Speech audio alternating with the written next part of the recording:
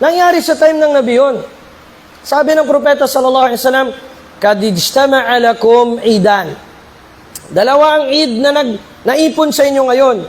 Eid ng Jumu'ah at Eidul Fitr sa time na yun.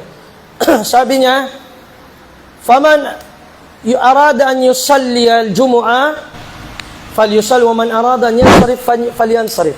Sino man, sabi niya, ang magsala ng Jumu'ah, okay, manatili. Sino man ang gustong umalis, umalis. Wa inna mujammi'un. Sabi ng propeta, sabi ng propeta, iko-combine, pagsamahin namin ng dalawa. So ano ba talaga ito, Ustad? Pwede pagsasala ba kami ng Jumu'ah o hindi? Ganito. Ang propeta sallallahu alaihi wasallam, in-address niya ang hadith na yon, yung hadith na yon, yung utos, para sa mga ahlul awali, wa ahlul bawadi, yung mga nakatira sa mga malalayo. Kasi that time, ang mga taga Quba, yung sa may daanan na sa Makkah and Madina, hindi sila nagsasala ng Jumu'ah sa lugar nila, pupunta sila sa Masjidun Nabawi. Ganon sila. Ngayon, kanya-kanyang masjid tayo, kahit napakalapit na, isang metro lang, masjid na kagad. Hindi, ang mga sahaba noon, bakit? Mura'atan lil wahda. Dahil sa kanilang pagbabantay sa pagkakaisa ng mga Muslim. Kasi kung kanya-kanyang masjid sila, wala na. Magtalikuran sa isa't isa.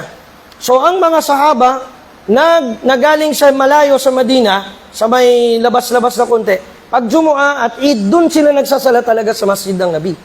At sa musalla ng Nabi pag Eid. Kaya, nung time na yon na na-combine ng dalawa, nag-time na Eid al-Fitr, gaya nga ng mangyayari, inshallah kung ganyan ang mangyari, Eid al-Fitr at Jumu'ah, sabi ng propeta, kayong mga nasa malalayo, sino mang gustong manatili, makinig ng Jumu'ah, okay, manatili kayo. Pero kung ayaw nyo, uwi na kayo, sige na, magduhur na kayo doon sa mga baryo nyo. Pero kami, sabi niya, inna mujammi'un. Ako, sabi niya, bilang imam, magsasala, mag-itatayo ko ang Jumu'ah. So, yun ang pananaw ng Malikiya, ng Shafi'i at ng ilang Hanabila, na yung imam at yung nasa malapit lang ang masjid, hindi ka naman, wala ka namang travel, obligado ka na mag-sala ng Jumu'ah at itayo ang khutbah pa rin sa araw na yun. Pero kung traveler ka, after ng Eid, sabi mo, mag-outing kami ng mga pamilyan, punta ka sa Mal Island, dahil musafir ka, edi magduhur ka na doon, magkasar ka, magduhur ka doon sa... Okay? So, malinaw yon.